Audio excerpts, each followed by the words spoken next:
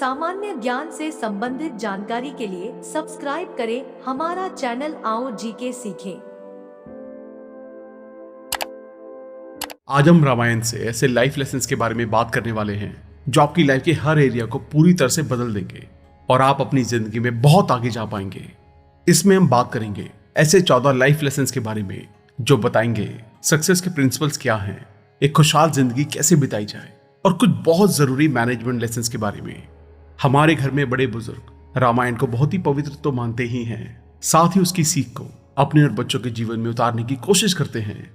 रामायण में भगवान राम के वनवास की कहानी इंसान को बुराई पर अच्छाई की जीत, विविधता में एकता, सच्चे रिश्ते नाते, अच्छी संगति का महत्व, सच्ची भक्ति, माफ करने का चरित्र, सबसे समान व्यवहार करना, भगवान में विश्वास, इन जैसे कई इंपॉर्टेंट सीख देती है।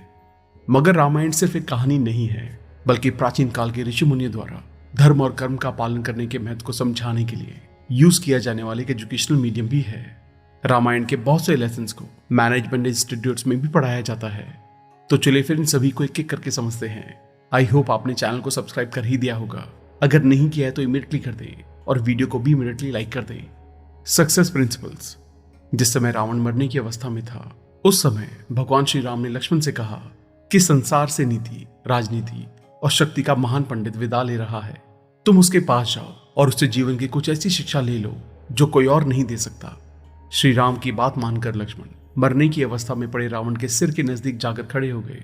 रावण ने कुछ नहीं कहा। लक्ष्मण जी वापस राम जी के पास लौट कर आए। तब भगवान ने कहा कि अगर किसी से ज्ञान प्राप्त करना हो तो उसके चरणों के पास खड़े होना चाहिए, ना कि सिर की ओर। ये बात सुनकर लक्ष्मण जाकर इस बार रावण के पैरों की ओर खड़े हो गए। उस समय महान पंडित रावण ने लक्ष्मण को 3 बातें बताई जो जीवन में सफलता की कुंजी है। पहली बात जो रावण ने लक्ष्मण को बताई वो ये थी कि शुभ कार्य जितनी जल्दी हो सके कर डालना और अशुभ को जितना टाल सकते हो टाल देना चाहिए, यानी कि शुभस्य शीघ्रम। मैं श्री राम को पहचान नहीं सका और उनकी शरण में आने में देर कर दी, इसी कारण मेरी हालत हुई। दूसरी बात यह कि अपने दुश्मन, अपने शत्रु को कभी अपने से छोटा नहीं समझना चाहिए। मैं ये भूल कर गया। मैंने जिन्हें साधारण वानर और भालू समझा, उन्होंने मेरी पूरी सेना को नष्ट कर दिया। मैंने जब ब्रह्मा जी से अमरता का वरदान मांगा था, तब मनुष्य और वानर के अलावा कोई मेरा वध नहीं कर सकता ऐसा कहा था, क्योंकि मैं मनुष्य और वानर को तुच्छ समझता था। ये मेरी गलती थी। रावण ने लक्ष्मण को तीसरी और अंतिम बात यह बताई कि अपने जीवन का कोई राज हो तो उसे किसी को भी नहीं बताना चाहिए। यहां भी मैं चूक गया, क्योंकि विभीषण मेरी मृत्यु का राज जानता था। यह मेरे जीवन की सबसे बड़ी गलती थी। खुशहाल जिंदगी जीने की सीख, विविधता में एकता, ये रामायण की सबसे बड़ी सीख है। जब प्रभु श्री राम लंका पर चढ़ाई कर रहे थे तो उस दौरान उनकी सेना में सभी तरह के लोग थे, मनुष्य से लेकर पशु पक्षी तक भी मौजूद थे। युद्ध के दौरान सभी ने प्रभु श्री राम का साथ दिया था। इसके अलावा राजा दशरथ के 4 बेटे थे और सभी का चरित्र अलग अलग था, लेकिन उनमें फिर भी एकजुटता थी और यही चीज हर परिवार को दुख के समय बाहर निकलने में मदद करती है।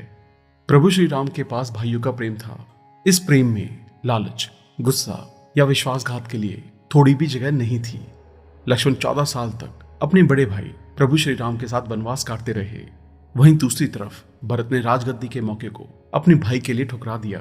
भाइयों के प्यार की ये सीख हमें लालच और सांसारिक सुखों की बजाय रिश्तों को महत्व देने के लिए प्रेरित करती है। भगवान श्री राम का व्यक्तित्व मर्यादा और अनुशासन पूर्ण था। उन्होंने मर्यादाओं में रहकर अपने जीवन की सभी जिम्मेदारियों को बहुत ही अच्छे से निभाया। भगवान श्री राम के जीवन से हमें ये सीखना चाहिए कि मर्यादा और अनुशासन में रहकर हम एक बेहतर इंसान बन सकते हैं। भगवान राम का व्यवहार बहुत ही विनम्रतापूर्ण था। सभी के प्रति सम्मान का भाव था जो हमें उनके जीवन से सीखना चाहिए। हमें पद व उम्र के भेदभाव के बावजूद सबसे एक जैसा व्यवहार करना चाहिए। पशुओं के प्रति प्यार और दया भी हमारे मन में होनी चाहिए। यह ग्रंथ हमें अच्छी संगति के महत्व को बताता है। कैकेयी राम को अपने पुत्र से ज्यादा चाहती थी, लेकिन दासी मंथरा की बुरी सोच और गलत बातों में आकर वो राम के लिए 14 वर्षों का वनवास मांग लेती हैं। इससे हमें सीख मिलती है कि हमें अच्छी संगति में रहना चाहिए ताकि नेगेटिविटी हम पर हावी ना हो। हनुमान जी ने भगवान राम के प्रति अटल विश्वास और प्यार का परिचय दिया। उनके अपार लगन और भगवान राम के प्रति निस्वार्थ सेवा हमें सिखाती है कि एक दोस्त की जरूरत के समय किस तरह मदद की जाती है। ये बताती है कि हमें बिना किसी संदेह के खुद को अपने प्रिय के चरणों में आत्मसमर्पण कर देना चाहिए। जब हम अपने आप को उस सर्वव्यापी के चरणों में समर्पित कर देते हैं तो हमें निर्वाण और मोक्ष की प्राप्ति होती है और जन्म मरण से छुटकारा मिलता है। रावण एक ज्ञानी पुरुष था, लेकिन माता सीता का अपहरण करना उसके पतन का कारण बना। इससे पता चलता है कि दूसरे को नुकसान पहुंचाने के चक्कर में हम बदले की आग में अपने आप को ही जला बैठते हैं। अपनी बहन सुपर्णखा की लक्ष्मण द्वारा बेइज्जती करने पर रावण उनके भाई को सबक सिखाने की सोचता है और क्रोध, विश्वासघात और प्रतिशोध के खुद के जाल में खुद ही उलझ जाता है। इसलिए हमें बदले, अहम और क्रोध की बजाय माफ करने का स्वभाव अपनाना चाहिए। राम, लक्ष्मण और वानर सेना द्वारा भारत और श्रीलंका के बीच तैयार किया गया पुल एक चमत्कार की ही निशानी है। जिस तरह से भगवान का नाम लिखने से ही पत्थर तैरने लगे, ये भी एक बड़ी सीख है कि जिस भगवान का नाम लेने से सब लोग पुल से सागर पार कर गए, वैसे ही उनका नाम लेने से हम इस भव सागर से पार हो सकते हैं और हर क्षेत्र में जीत हासिल कर सकते हैं।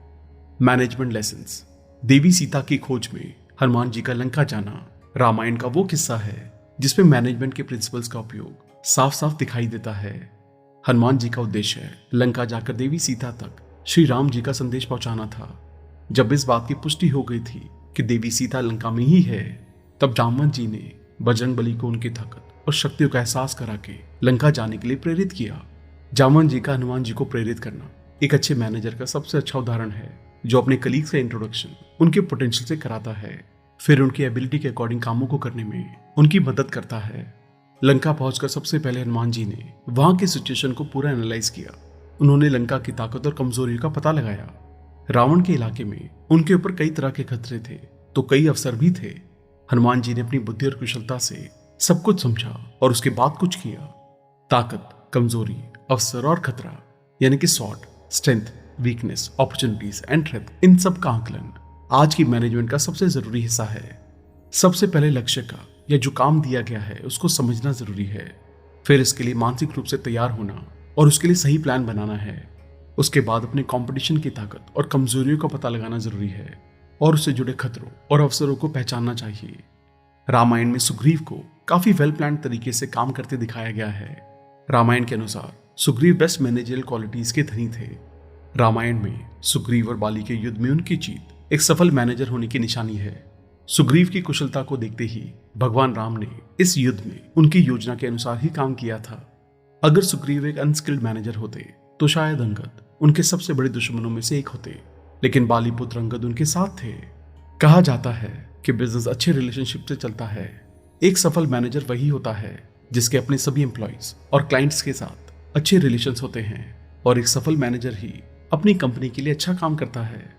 रामायण में भगवान राम जितने कुशल नायक थे, रावण उतना ही बुरा था। समय समय पर रावण ने एक अनस्किल्ड राजा होने के संकेत दिए, जिसके कारण उसके पूरे साम्राज्य का सर्वनाश हो गया। शुरुआत से ही रावण ने अपने लोगों के सुझावों को नजरअंदाज किया और राम के साथ युद्ध की स्थिति में मृत्यु प्राप्त की।